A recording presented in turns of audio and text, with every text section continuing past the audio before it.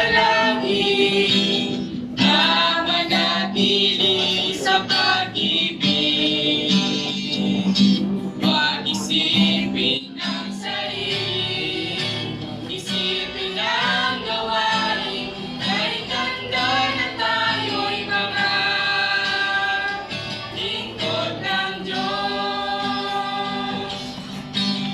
Hukay gandang pagmasdan, tayo ay lumalakad sa pag-iibigan.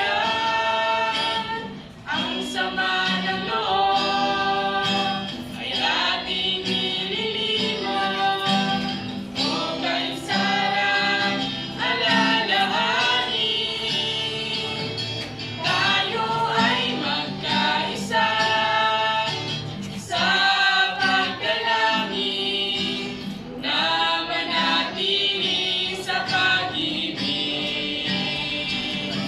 Huwag isipin ang sarili, isipin ang gawain, kahit handa na tayo'y mga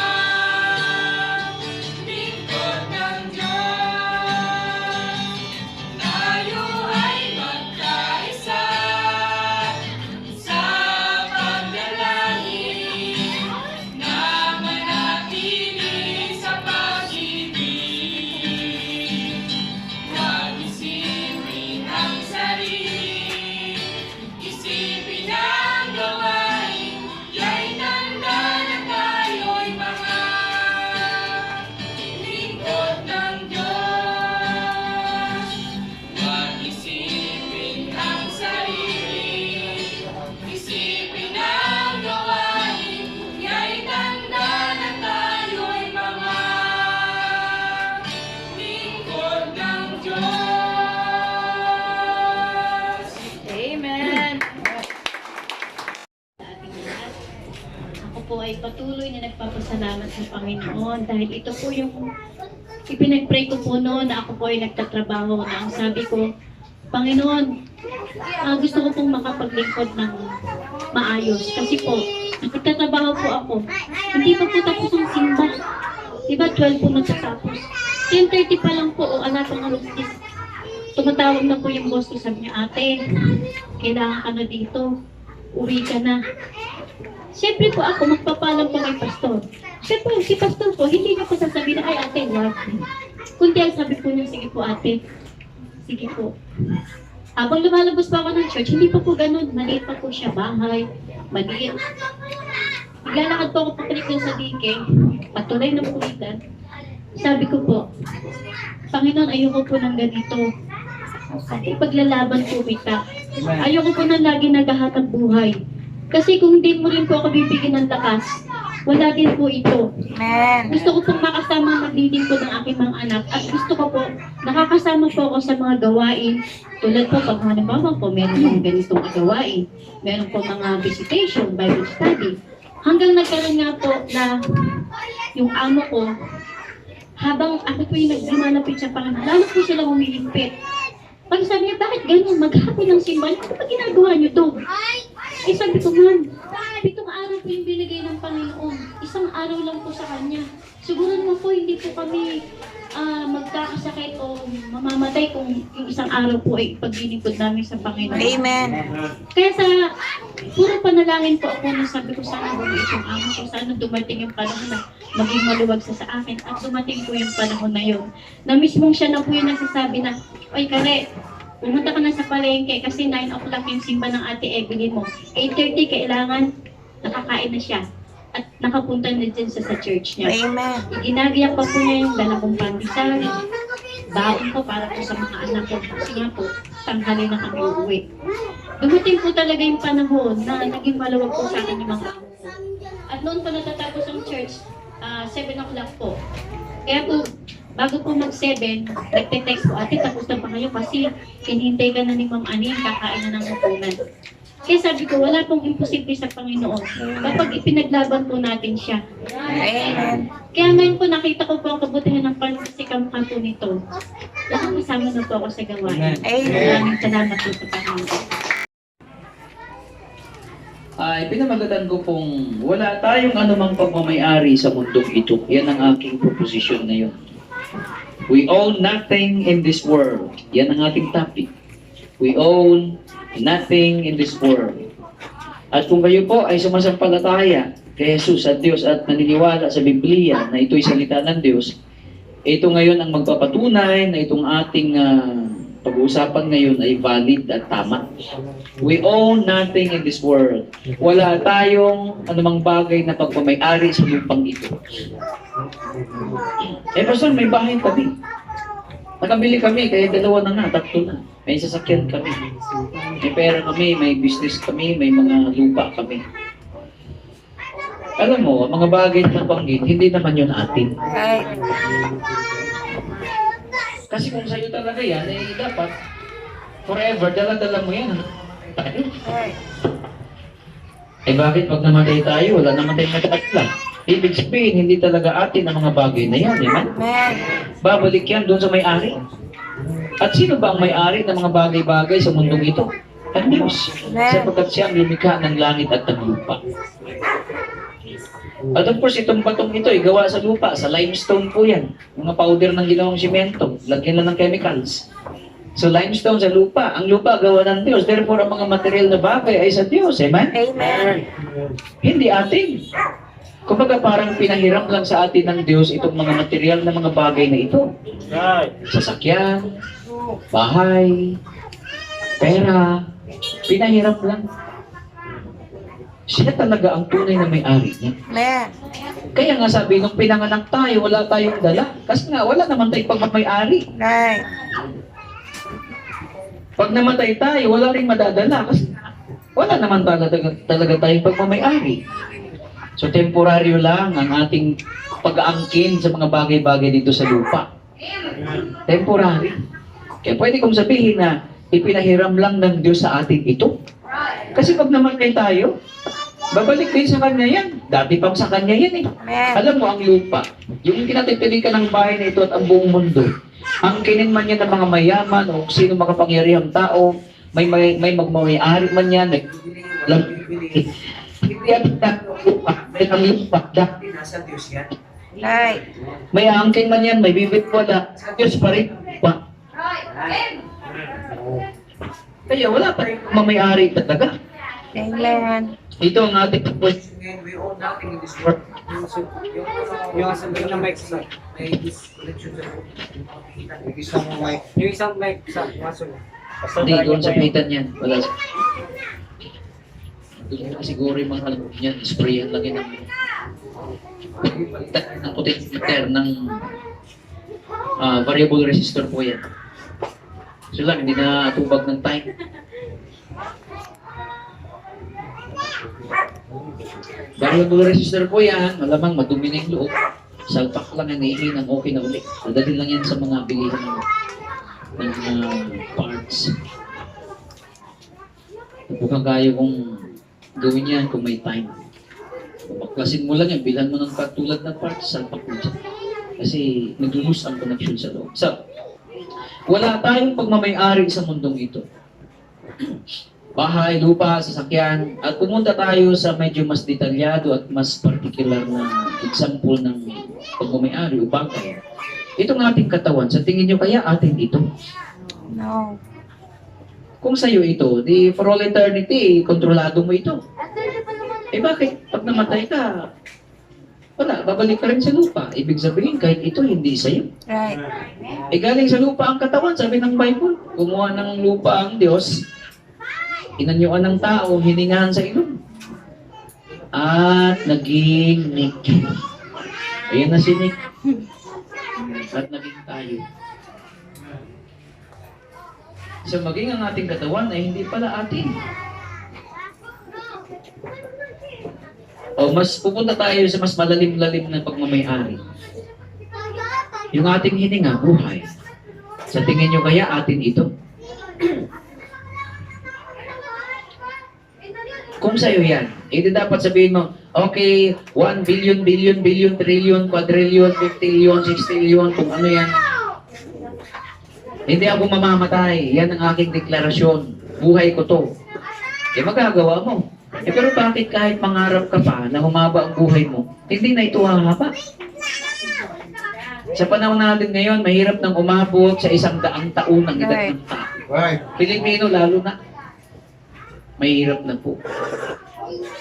May iba lumalagpas ng 100, pero hanggang doon na lang. Nung unang panahon po, maabot po ng 969 ang edad. Halos 1,000 taon. 969 minus 1,000. Ilan yun? 21 years na lang. 100 years dapat si Methuselah. 1,000. Tama, 1,000 years. Sorry. 1,000 years. Ibig sabihin, grabe pala ang buhay ng mga tao noon. Wala nung bakuna. Ngayon may bakuna, may kung ano-anong technology, medical advancements. Ang iksi ng buhay ng tao. Mukhang wala pala sa talino ng tao ang haba ng buhay ng tao. Nasa Diyos, amen? Nasa Diyos pala.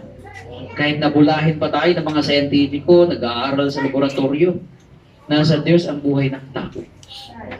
At yan ang sabi ng Bible, ang bawat hininga ng bawat tao ay nasa kamay ng Diyos.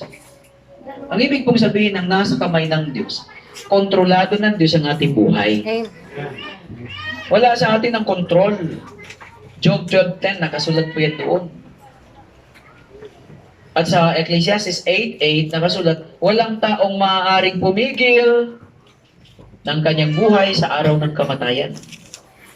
Ibig sabihin, pag oras mo na, sabi ni Philip Salvador, oras mo na. Right. Kasi nakatakda yan. At ang nagtakda niyan ay ang Diyos. Itinakda sa mga tao na minsan lamang mamatay at pagkatapos nito ay ang paghuhukom. Na mapalad kayo ng mga tumanggap kay Kristo sapagkat exempted na kayo sa paghuhukom. Amen. Hindi na kayo hukuman para ihagi sa impyerno, hindi po. Right. Ang hatulan ng Diyos sa inyo, sa atin ng mga Kristiyano na ay yung ating mga gawang paglilingkod. Yan po ang nakasulat sa Bible. Amen. Sa unang Corinto chapter 3, 14, 15, nandoon po. 13, 14, 15, nandoon. Na ang mga Kristiyano ay hindi tayo hatulan ng Diyos. Exempted na po tayo sa paghukom. Ano ang hatulan ng Diyos sa atin? Yung ating gawa. Yung ating ipinaglingkod. Ulitin ko po. Malaki ang kaibahan ng hatulan kita. At saka yung hatulan ko yung iyong mga ginawa. Malaki ang kaibahan. Kasi pag sinabing hatulan ka, ikaw mismo. Pero pag sabing hatulan ng Diyos yung ginawa mo, ibig sabihin titimbang-timbangin niya ang ginawa mo. Bilang ligtas at anak ng Diyos, bilang ligtas ka at anak ng Diyos, para bigyan ka ng gantimpala kung yung bang mga ginawa mo sa lupa nung buhay ka pa, bilang anak ng Diyos. Naglingkod ka, ay katanggap-tanggap ba o hindi? Kung katanggap-tanggap yan, meron kang gantimpala. Ngunit kung hindi, ay mawawalan ka ng gantimpala. Pero ligtas ka dahil tinanggap mo si Kristo. So kayo po na mga mananampalataya dito, sabi ni RR noon, you still have a long way to go. Kumbaga sa bagong motor na Honda Click 150i, break-in period pa lang ngayon. Kasi po, mga bagong mananampalataya po tayo. Aminin natin, no? Amen. Now, dahil break-in period, mahaba-haba pa ang tatakboy natin para medyo guminhawa na ang galaw ng ating mga makina. Kasi lumuluwag yan hanggang tinagamit. At balang araw, matibay na yan sa arangkadahan, malakas na yan. So yung mga bagong mananampalataya po dito sa Pandi, magpakumbaba lang po tayo sa Diyos, balang araw, kapag nagtuloy-tuloy tayo dito sa ating break-in period. Pinapatakbo ng pinapatakbo ang sasakyan para ito'y masanay, lumambot ang piston at maging maginhawa ang takbo. Balang araw, na malayo na lang ninyo na kayo'y mga mauhusay ng Kristiyano. Marunong na kayong magpakanta. Marunong na kayong magpaliwanag ng salita ng Diyos. Marunong na kayong mag-akay ng kaluluwa. Marunong na kayong magturo ng kaligtasan. Kung ngayon po ba, marunong na kayong magturo ng kaligtasan, paano maligtas ang kaluluwa? Kung hindi pa, pag-aralan nyo po kasi talagang trabaho natin ang mag-akay ng kaluluwa. Wala ditong requirements na kailangan tapos ka ng ganito, tapos ka ng ganyan. Hindi po. Ang importante, ligtas ka. Yan lang ang requirement. At kapag ligtas ka na, mag-aakay ka na ng kaluluwa. Kasi sabi ng Panginoon sa Matthew chapter 10, o libreng binigay ko sa inyo yan. Ano ba yung binigay niya sa ating libre? Kaligtasan, libre yan. Ang kaloob ng Diyos ay buhay na walang hanggan. Kaloob, libre po yan, gift. Eternal life, ipagpunta sa langit, libre lang po yan, walang bayad yan. Pinahirapan lang ng mga nagtuturo, yung ibang hindi tapat sa salita ng Diyos, ginagawang mahirap. Oy, sundin mo to, magbigay ka ng ganito kalaking pera, oy, mag-donate ka ng lupa, oy, lumuhod ka ng ganyan, hampasin mo ang katawan mo, gawin mo to, gawin mo yan. Ang kaligtasan ay hindi ginagawa ng tao, gawa ni Kristo. Yes po. Gawa ni Kristo ang kaligtasan. Kaya sabi niya, bago siya malagutan ng hininga, naganap na. Naganap. Action po yun, naganap. It is finished, sabi niya. So, ibig sabihin, may ginawa siya. Kaya sinabi niya, natapos na, man. Ano ba ang tinapos ni Kristo sa lupa? Ano ang pakay niya? Malinaw sa unang Timoteo 1:15. 1 Timothy 1:15 nakasulat, ito ay tapat na pasabi at dapat tanggapin ng lahat na si Kristo ay naparito sa lupa upang iligtas ang mga makasalanan. So, ang bagay pala ni Kristo, kaya siya nagkatawang tao, pinanganak doon sa Bethlehem sa Israel, ay para iligtas tayong lahat sapagkat lahat tayo makasalanan. Amen. Kaya kung makasalanan ka, ikaw talaga ang pakay ni Kristo. Pastor, hindi ako makasalanan. Ay, hindi mo kailangan si Kristo. Kaso lang ang tanong, meron bang taong hindi makasalanan? Right. Si Kristo lang naman ang taong hindi nagkasala, sabi ng Bible. Alam niyo ba, huwag po kayong mabigla at masaktan. Maraming nagtuturo na si Mary ay immaculate, immaculada. Pag sabing immaculada, sinless. No. Kagaya din po natin siya, may kasalanan din dahil tao siya. Right. Si Kristo tao nga, pero hindi originally tao. Diyos na siya na nagkatawang tao. Galing siya sa langit, sabi niya, galing ako sa taas, kayo, taga rito kayo. Ibig sabihin, si Kristo hindi talaga ordinaryong tao. Amen. So nakita niyo po, maging si Mary, kailangan niya ng tagapagligtas. Pero tinuro ba ito sa atin ng ating mga tagapagturo na malalaking reliyon? Hindi po. Itinatago pa nga nila para hindi natin malaman. Right. At gusto nilang palabasin na si Kristo walang kapatid. Mali po. Ang Bible nila nagsasabi na may kapatid si Kristo, mga babae at mga lalaki. Binanggit pa ang mga pangalan. Gusto nilang palabasin na si Kristo talaga walang kapatid. No. Pag pinag-aralan niyo ba ang Bible, si Kristo may mga kapatid na mga lalaki at mga babae po. Panganay si Kristo. Nakalagay doon, brothers, Adelphos, Griego, kasi Griego ang New Testament natin. Greek word yan. Isinalin lang sa English, pero Greek word po yan. Adelphos, meron siyang mga kapatid. So, ang dami pong itinago sa atin. Kaya po, gusto kong sabihin sa inyo na kayong mga mananampalataya at nabaptize na, panghawakan niyong mabuti ang pangako ng Diyos at ang salita ng Diyos sapagkat nasa tamang daan na po kayo. Huwag na lang natin gamitin tamang daan. Ginagamit na iglesia yan eh. Tamang daan nga, sabi nila, pero mali naman ang doktrina. Ibay na lang natin. Wala rin naman kayo sa dating daan. Kay Gesuriano yan. Ano na lang ang sasabihin natin? Kay Nino yung tuwid na daan. Tuwid na daan papuntang impyerno. Sabi nila, nandito na po kayo sa tanging daan.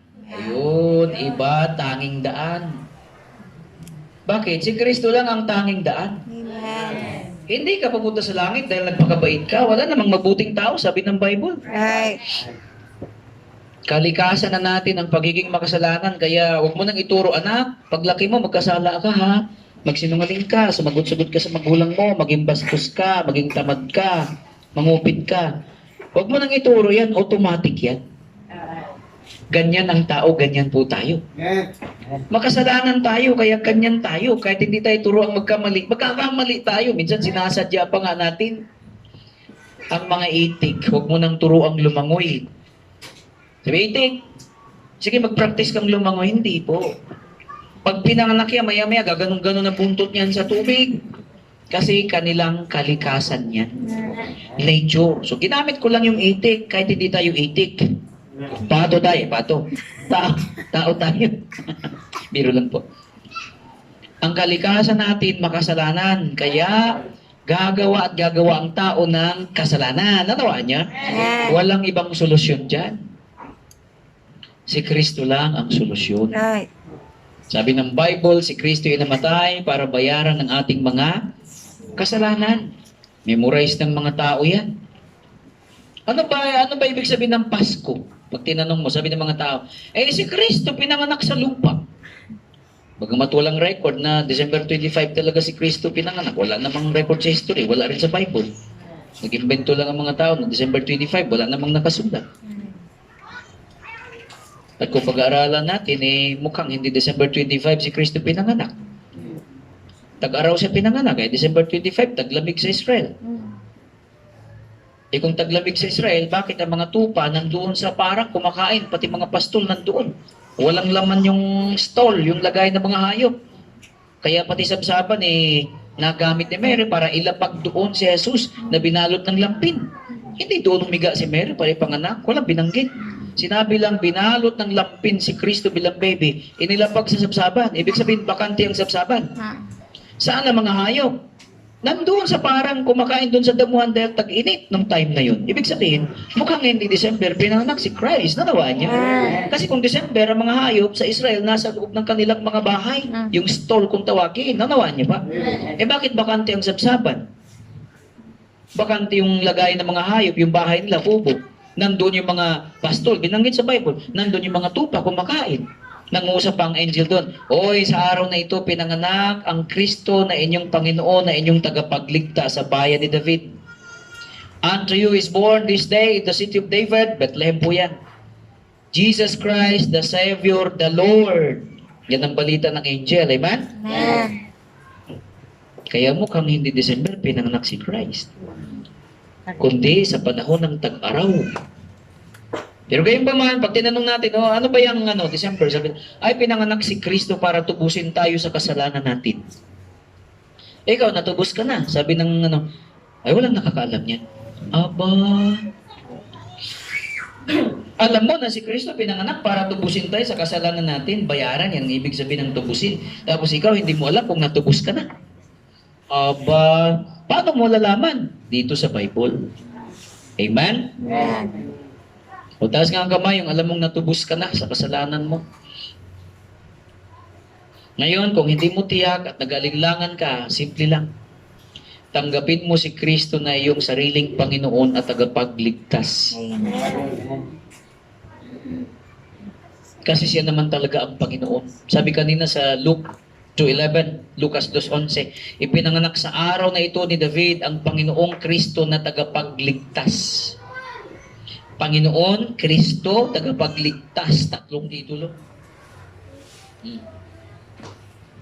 So kaya, ang tawag natin sa inyo ngayon, mga nabautismuhan at mga members ng Bible Baptist Church of Plaridel, at dito, may mission work na nga tayo rito, pangalawang Saturday na ngayon ng ating worship. Ang tawag sa inyo ay wala kayo sa tamang daan dahil iglesia yun, mali naman ang doktrina. Wala rin kayo sa dating daan dahil kay Soriano yung mali rin ang doktrina. Andito kayo sa tanging daan sapagkat si Kristo ang daan at tama ang doktrina niya. Nanawa niya? Tama po. Di ba kayo nagtataka bakit sa INC walang hawak na Bible ang miyembro? Simple lang. Malalaman mo, babasa mo doon, si Kristo ay Diyos na makapangyarihan sa lahat. Ay katutak na debate na yan. Mawawalan sila ng miyembro, kaya pinagbawal nilang paghawak ng Bible. Bakit? Mabubulaga. Mabubulaga ang mga miyembro sa realidad, sa hubad na katotohanan. Pag nabasa nila, si Kristo pala ay Diyos na makapangyarihan sa lahat. Right. Bigyan ko example ha. Walang bias, Bible ito. Hindi ko to sabi, hindi sabi nila, hindi mo sabi, sabi ng Diyos. Papakita ko sa inyo kung ano si Kristo. Dito sa Bible sa Tagalog, English kasi ito. Dito sa cellphone ko mayroon po Tagalog. Dali lang po ha. Ito ay oras ng Panginoon kasi nga, samba natin ito. Amen. Bagamat Sabado nga lang. Pero lahat ng araw naman sa Diyos po yan. Right. I-prove ko po sa inyo na sa Bible, si Kristo ay hindi basta-basta. Ha? Hindi siya basta tao. Tao lang ha. Kasi turo ng mga INC, mga kulto, tao talaga si Kristo. Na dito sa Pahayag 1:8, Apocalypse 1:8 o Revelation 1:8, Pahayag 1:8 po. Babasahin ko po sa inyo sa Tagalog ha. Ako ang Alpha at ang Omega, sabi ng Panginoong Diyos na makapangyarihan sa lahat. Sino nagsabi? Panginoong Diyos na makapangyarihan sa lahat. Amen? Amen. Siya raw ang Alpha at Omega. Ang Alpha, pasimula. Omega, wakas. Yan po ay mga wikang Griego. Salitang Greeks po yan. Okay, ako ang Alpha at ang Omega, sabi ng Panginoong Diyos na makapangyarihan sa lahat. Diyos sa kasalukuyan, sa nakaraan, at siyang darating. Sinong nangakong darating? Sige, aber, sino yan? Ang Ama o si Kristo? Si Chris. Di ba sabi niya, darating ako, babalik ako, at kukunin ko kayo upang kung saan ako, doon din nawa kayo. Doon niya sa Juan 14, 1-3. Sabi rito, Panginoong Diyos na makapangyarihan sa lahat, Diyos sa kasalukuyan, sa nakaraan, at siyang darating. Sino bang darating? Nasabi, Panginoong Diyos na makapangyarihan sa lahat. Eh, di ba si Kristo yon? Ano siya? Tao? Tao siya kasi nagkatawang tao. Pero siya ay Diyos na makapangyarihan sa lahat na nagkatawang tao. Amen? Yan ang turo ng Bible. Eh, ang turo ng INC iba. Kaya gusto ko po kayong bigyan ng babala. Huwag kayong makikinig sa kanila dahil dadayain kayo ng mga yan. Right. Pastor, nagano ka ba? Kapag-away ka ba? No, obligasyon kong warningan ng mga tupa ng Diyos dahil baka kayo maagaw ng mga lobo at maging kambing po kayo. Ang kambing, ang tinutukoy ni Kristong kambing, mga taong papuntang impyerno. Balang araw, ang mga tao sa lupa, paghiwalay ni Kristo, sa kaliwa yung mga kambing, mga walang Kristo sa buhay. Sa kanan yung mga tupa, ito yung mga tunay na ligtas na tao. Sa obligasyon ko pong bigyan kayo ng babala. Mag-ingat kayo sa iglesia ni Kristo. Mag-ingat po kayo. Eh, Pastor, lahat naman tayo sa Bible yan kay Kristo Jesus. No. Sa Bible, binanggit mismo ng Diyos sa bibig ni Paul, gamit ang bibig ni Paul. Meron pong mga ministro ang Diyos. Meron ding mga ministro si Satanas. Yes po. At sabi dito ni Paul, hindi kataka-taka kasi maging ang Diablo ay kaya niyang mag-anyong anghel. Even the devil is transformed himself into an angel of light. Kaya ingat kayo dyan sa mga magagandang bihis na matatangkad, na magaganda ang simbahan, patutulis, magaganda. Mag-ingat po kayo. Dahil may binanggit po ang Bible na mga ministro ng Diablo. Ano ba yung mga ministro? Mga lingkod. At meron din binanggit, ministers of Christ, mga ministro ni Kristo talaga. Amen. Ngayon, kung sa tingin ninyo, itong nakatayo, ministro ng Diablo, mag-isip-isip na po kayo. Dahil kung itong nakatayo dito ay ministro ng Diablo, siguradong sa impyerno ko kayo dadalhin. Pero kung sa tingin nyo, ito yung ministro ni Kristo, tama ang doktrina ng taong ito, tama ang pinagsasabi nito, turo. Aba, panghawakan ninyo ang itinuro ko dahil yan ay salita ng Diyos. Amen? Amen. At by the way, kung ako ay ministro ng Diablo, bakit ko kayo wawarningan? Laban sa mga lingkod ng Diablo. Right. Hindi ba self-defeating na yung aking mga pananalita? Ministro pala ako ng Diablo, dapat di ko kayo warningan para makuha ko kayo, tama? Bakit ko kayo winawarningan? Kasi ayaw ng Diyos na mga Krisyano ay madaya ng mga kampo ng kadiliman. Kaya mag-ingat po kayo. Gusto niyo, prangkahin ko na kayo kung sino-sinong grupo yung hindi sa Diyos. Sulat niyo. I-prove ko yan gamit ang Bible. Pero hindi ngayon, sa dami niyan, mahabang talakayan yan. Amen. Isulat ninyo ang mga grupo na hindi sa Diyos. Sulat niyo po, sulat niyo. Now, meron akong hindi isasali dito. Pero ito, sigurado itong hindi sa Diyos ang mga grupong ito. Na mag-ingat kayo kasi kapag sinabi nyo, hindi kayo sa Diyos, baka sampalin kayo dyan. Maging matalino kayo, sabi ni Kristo, dahil para kayo mga tupa na isinugo ko sa kalagitnaan ng mga lobo. Kaya mag-ingat kayo, be wise. Paano magsalita? Kailan magsasalita? Dapat bang salitain sa kanila kasi sasaktan po kayo. Nananakit po ang mga kulto. Right. Kasama ko, sinuntok na iglesia dito. Bakit? Mali ang doktrina niya, natatalo siya sa talakayan. Wala siyang masabi, mali siya eh. Saan sa Bible na anghel si Manalo? Of course, wala. Sinuntok siya. Diba turo nila Anghel si Manalo? Kayo ba maniniwala? Ha? Na Anghel si Manalo? Si Gabriel lang yan, nasa Bible yan, man. Si Gabriel lang nagmensahe kay Mary, Mary, manganganak ka. Anghel yun. O si Michael the Archangel, Anghel yun. Si Manalo wala naman sa Bible. Talo siya sa talaga yan, anong tok? Kaya ingat po kayo, ha? Sabihin ko na, of course, INC, hindi kay Kristo yan. Right. Ang sabi ni Pedro sa Bible dito sa 2 Pedro, ang palatandaan na iyan ay sa bulaang propeta. 2 Pedro 2, 1 at 2, nandun po yan. Isa sa palatandaan ay itinatatwa nila ang Panginoong bumili sa kanila, tumubos sa kanila. They denied the Lord that bought them. Ano ba yung bought? Past tense ng buy. Kasi si Kristo ay namatay din naman para sa mga tao na yan, para sa lahat. Pero sabi nila, deny. Ano ba yung deny? Ay, hindi Diyos yan. Hindi Diyos yan. Tao lang yan. Oo, ito raw ay mga palatandaan ng mga bulaang propeta. Nakikinig ba?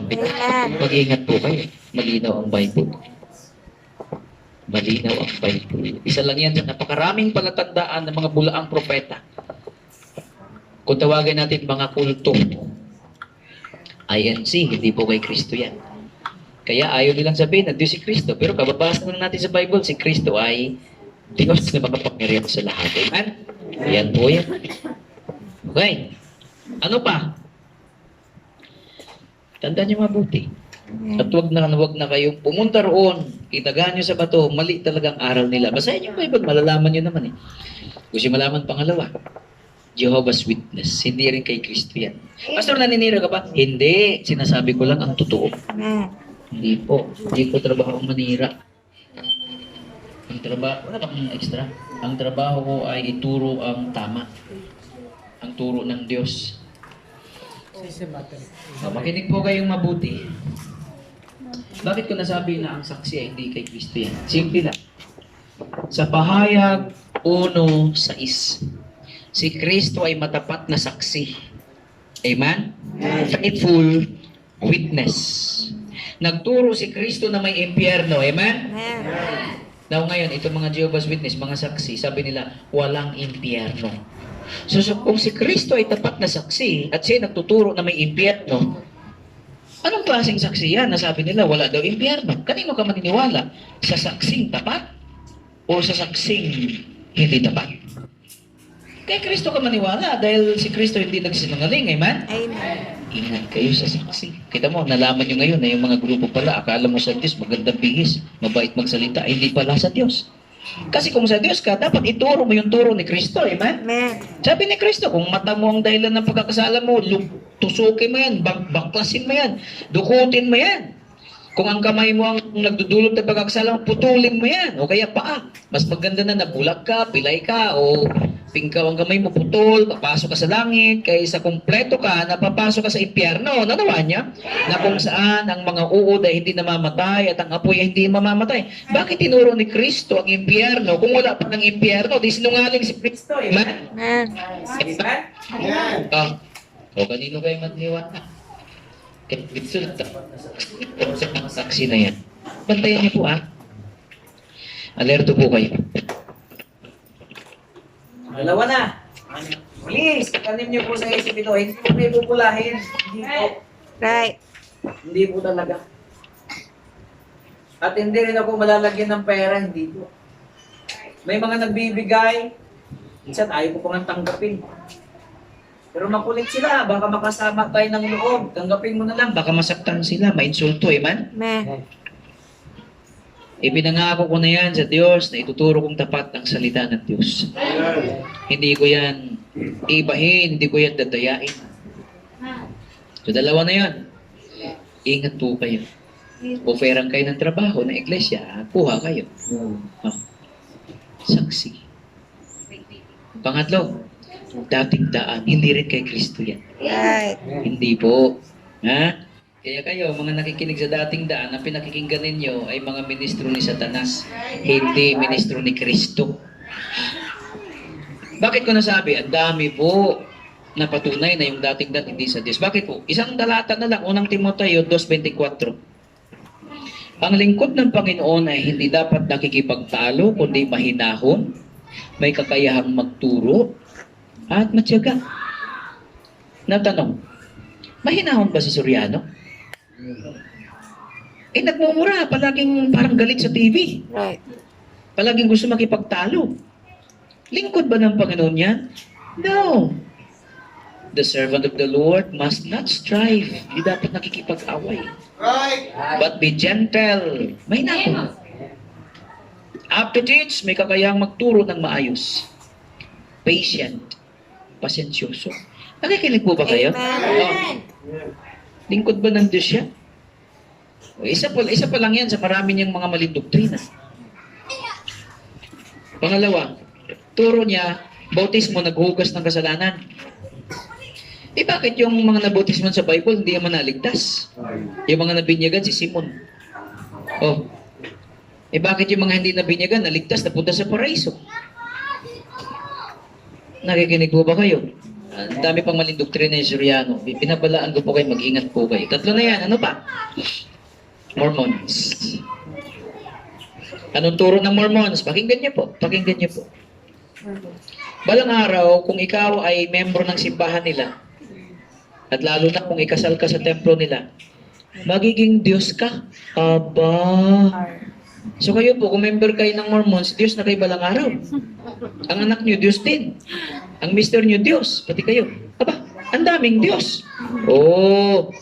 Sabi niyang Deuteronomy chapter 4, chapter 5, nandun po yan. Isa lamang ang Diyos sa langit at sa lupa. Amen? Isa lamang ang Diyos. Paglatin natin yan. Deuteronomy. Isa lamang ang Diyos. Ngayon, kung maging mga Diyos kayo, ang dami na. Deuteronomy chapter 4, 39. Know therefore this day and consider it in thine heart that the Lord, He is God in heaven above and upon the earth beneath. There is none else. Look at that. Siya ang Diyos sa langit at sa lupa. Wala nang ibang Diyos. Amen? Amen. Yan ang pang-refute sa mga Mormons. Kasi ang turo nila, magiging Diyos ka balang araw. So, bantayan niyo po yan, ha? Ilan na yon? Iglesia, saksi, ano pa? Mormons. Dating daan, ano isa? Mormons. Mormons, Sabadista. Pastor? Yes. Bakit ang doktrina nila? Bawal kainin ng hipon, bawal kainin ng hito, bawal kainin ng ganito, bawal yan, bawal ito. Hello? Unang Timoteo 4:1 hanggang 5, ang mga relihiyon na may pinagbabawal na pagkain, ay yan ay doktrina ng mga demonyo. Hello? Ulitin ko, ang mga relihiyon na pinagbabawal ng pagkain, yan ay may doktrina ng mga demonyo. Isa kanilang bawal ang pagkain, di ba? Sa iglesia bawal din. Kita mo, doble demonyo talaga. Hindi daw si Kristo Diyos. Isamantalang sabi ng Bible, Diyos si Kristo. So mag-iingat po kayo, ha? Ilan na po yan? Ilan na? 4? Mormon, Sabadista, Dating Daan, Iglesia, Saksi. 5 na. Next, Muslim. Aba, ingat kayo dyan. Right. Ingat kayo dyan. Bakit po? Iyan ay mga bulang propeta. Simple lang. Sa Bible, si Kristo ay Diyos na nagkatawang tao. Naka-record na pa ako siya sa krus para bayaran ng kasalanan natin. Nabuhay siya noong 3 araw. Amen? Turo ng Muslim ito. Hindi raw totoong napako si Kristo. Aba. At si Kristo daw, hindi talaga Diyos. Propeta lang. Aba. Kaso sabi ng Bible, Diyos si Kristo. Amen?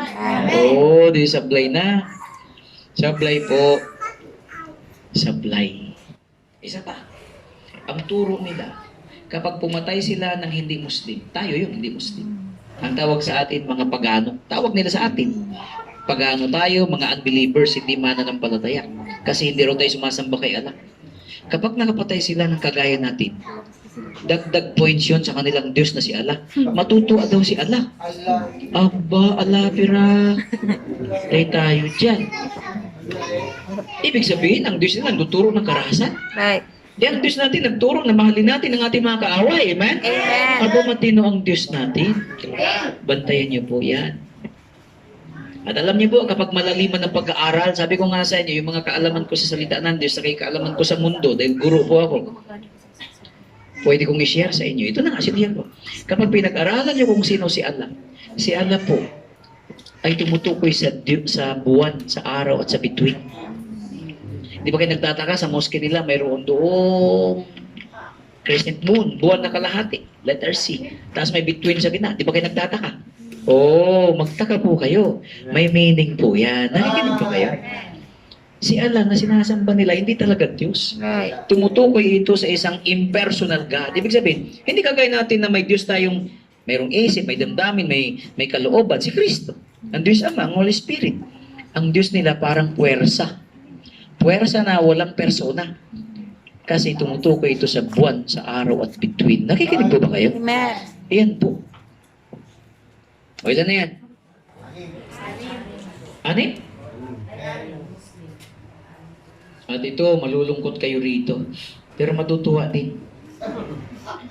Katoliko. Right. Pastor, katoliko ako. Oh, simple lang.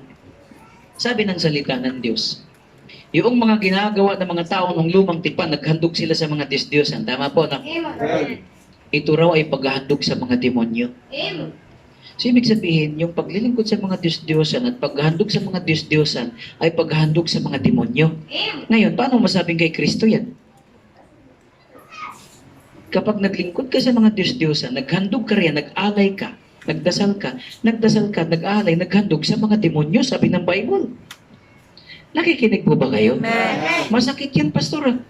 Oh yes, masakit kasi nasa Bible po yan. Talagang masakit ang katotohanan. Amen? Right. Patay tayo dyan. O ilan na yan? 7. Tigil muna tayo.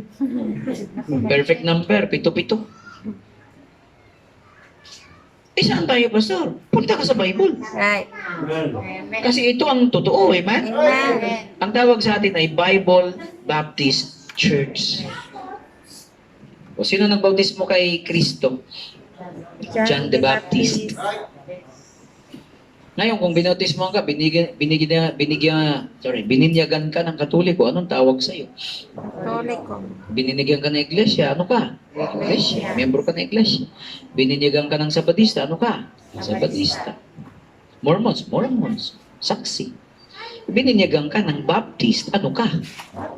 Sino nagbautismo kay Kristo? Baptist. Si John the Baptist, ano? Si Kristo.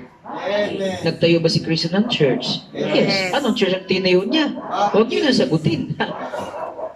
Kasi mukhang self-evident. Ibig sabihin malinaw na. Nakikinig po ba kayo? Amen. Di ba kayo nagtataka bakit ang doktrina ng Baptist tama? Right. Malinaw po. Kwento ko sa inyo bago tayo manalangin ang aking paano ko naligtas. Ang daming talata, pero gusto kong free-flowing lang ang ating pag-uusap. Noon, talagang Katoliko po ako. Mga bata, Katoliko magulang ko, mga kapatid. Tumutugtog po sa simbahan ang papa ko dahil magaling sa gitara yun. Sa katunayan, sa barangay namin, kasama niya pari palagi sa mga kung saang event, Pasko, Bagong Taon, Linggo. Kasi magaling sa gitara papa ko. Now, Katoliko nga ako pero hindi ako pala simba sa Katoliko. Hindi ako mahilig magsimba. Bakit po? Ang tanong ko palagi ito. Bakit ako magsisimba dyan? Hindi ko naman naririnig dyan paano ba ako pupunta sa langit. Saan ako pag namatay ako? Hindi man tinuturo dyan. Bakit ako magsisimba dyan? Kasi para sa akin, yung simba ka ng simba na hindi mo naman alam saan tutungo kaluluwa mo, parang sayang lang. Parang nonsense ba? Parang walang kabuluhan. Yan palagi tanong ko sa isip ko. Mama ko nagsisimba, baba ko, tumutugtog sila doon. Ako, higala ako sa bahay, linggo. Kasi sabi ko, pag simba ako dyan, hindi ko pa rin naman malalaman kung saan ako pupunta pag namatay ko. Gusto kong malaman. Wala namang nagturo. Kasi doon hindi man tinuturo. Tinuturo sa'yo mahabang mga kung ano ng kurus. Pero noong 1995, napunta ako dito sa Valenzuela. Construction worker po ako, gawa ng apartment. Ang naging foreman ko po ay isang evangelist. Pastor pala siya. Doon, tinuruan niya ako ng salita ng Diyos. Sa loob ng more or less 6 na taon, nakaunawa ako. 6 na buwan, sorry. biglang nabuksan ang isip ko, si Kristo pala ang tagapagligtas. Amen. Akala ko noon sa langit lang ako kasi sa tingin ko, hindi man ako masyadong masama. Pero sabi niya, Brad, makasalanan tayong lahat. At kung hindi nagbuhos ng dugo si Kristo sa krus, wala na tayong pag-asang maligtas. Wala na tayong pag-asang mapatawad, wala tayong kapatawaran. Sabi niya, kahit magpagulong-gulong ka pa dyan, gumawa ka ng mabuti, wala pa rin, hindi ka pa rin mapatawad. Kung si Kristo ay hindi nagbuhos ng kanyang dugo para iligtas tayo. Amen. So matapos siyang sabihin niyan, parang mayroong naalis sa isip ko, siguro yun yung espiritu ng kamangmangan. Mayroong parang gumanon, naalis sa isip ko, biglang nagliwanag ang pangunawa ko. Kasi hindi rin ako makapaniwala dati na si Kristo tagapagligtas. Di ba tinuro sa atin yan, di ba? Right. Kaya mapalad po kayo, meron ganitong gawain para turuan tayo paano tayo maligtas. Amen? Mapalad tayo. So, nung pumasok yung evangelist sa loob ng compound, may kinuha siya, pala tayo. Ako naman yung pareta ay tinulos ko sa lupa. At ako'y nagdasal. Sabi ko, Panginoong Jesus, kasi naunawaan ko talaga. Biglang nabuksan ang pangunawa ko, nagliwanag, biglang sumaya ang pakiramdam ko. Tuwan-tuwa ako, hindi ko may paliwanag. Ako pala'y mahal ng Diyos. Si Kristo pala'y namatay sa krus para bayaran ng kasalanan ko. Hindi ko alam yan noon. Kasi ang tinuturo ng mga reliyon, mga dasal-dasal, luhod-luhod, ampas-ampas sa katawan. Iyon ang kailangan kong marinig. Paano ko maligtas? Amen? Amen. Tumulo ang luha ko sa sobrang saya. Sabi ko, Lord, salamat po. Ako pala'y mahal mo, Panginoon. Bakit hindi tunuro ng mga pari ito noon? Sinisi ko pa. Ewan ko kung sinong sinisi ko nung time na yun. Bakit hindi tinuro ng mga pari ito? Ito pala ang paraan ng kaligtasan. Ikaw pala ang tagapagligtas. Bakit hindi pinaliwanag ito? Ligtas pala ako dahil ako'y sumasampalataya sa iyo. So walang nag-share sa akin na, oy, ganito ang dasal. Hindi. Kusa akong nag-pray at tinanggap ko si Christ sa aking buhay. At of course, sabi ng Bible, ang mga tumanggap kay Jesus ay binigyan ng karapatan, sila ay maging mga anak ng Diyos. Kaya mula noon hanggang ngayon, ako po ay naging anak ng Diyos at ito nga, naglilingkod ako sa Kanya bilang anak ng Diyos. At pag natapos ang buhay ko sa lupa, hulaan niyo kung saan ako pupunta. Dati, dapat sa impyerno, pero noong 95, tinanggap ko si Kristo. Kaya sa langit na ako pupunta. Amen. Wala nang kawalayan dahil si Kristo ang aking tagapagligtas. Amen? Amen. Oh. Ikaw, dapat magkaroon ka rin ng katiyakan. Right. Kasi makasalanan po tayong lahat. Amen. Walang sino mang malinis sa atin sa paningin ng Diyos. Right. Kaya kailangan niyong panaligan si Kristo sapagkat siya lamang ang makadadala sa inyo sa langit. Realidad po ang kamatayan. Alam ninyo, may mga kapag-anak po kayong patay na. Huwag po kayong mag-isip na tsaka na lang ako mag-isip tungkol sa bagay na yan. Ngayon niyo po pag-isipan dahil anytime pwede tayong kunin ni Lord. Tandaan po ninyo, bawat taong namamatay na walang Kristong tinanggap sa buhay na ito, mapapahamak siya sa impyerno sa kabilang buhay. Kaya kinakailangan, bago tayo bawian ng buhay, ako nung 95, tinanggap ko na si Jesus. Bago ka bawian ng buhay, dapat natanggap mo na si Kristo dahil libre ang kaligtasan. Amen. Opo, malinaw sa Bible yan. Ang taong pinananahanan ng anak ng Diyos ay may buhay na walang hanggan. Amen. Ngunit walang buhay ang hindi pinananahanan ni Kristo. So kailangan may nananahang Kristo sa iyong buhay, sa iyong puso. Dapat nandyan si Kristo dahil pag wala, wala kang buhay. Right. Amen? Amen. Pag wala kang buhay na walang hanggan, saan ka? Eh, siyempre, impyerno. Right. Ganun lang po kadali. Okay? So si Kristo po ang ating tagapagligtas. Nagbanggit ako ng 7 sekta na alam kong at siguradong hindi talaga sa Diyos. Bagamat gumagamit sila ng Bible, mag-ingat po kayo. Dahil sa hapong ito, gusto ko na bago tayo magsilabas sa pinto, matanggap ninyo ang kaligtasan ng kaluluwa. Libre lang po ito. Tayo po ito lahat at manalangin.